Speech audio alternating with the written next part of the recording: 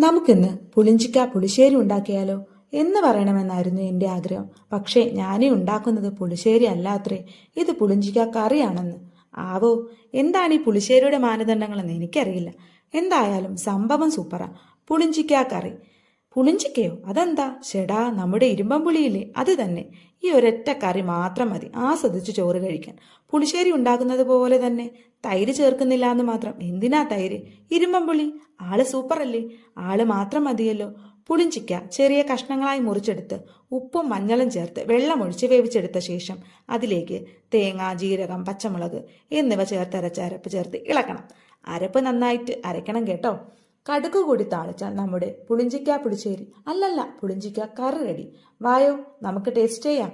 കുറച്ച് ചോറെടുത്ത് പുളിഞ്ചിക്ക കറിയും ചേർത്തിളക്കി കഴിച്ചാലുണ്ടല്ലോ, കഴിച്ചാലെന്താ, നല്ല സ്വാദോടുകൂടി ചോറ് കഴിക്കാം. അത്ര തന്നെ.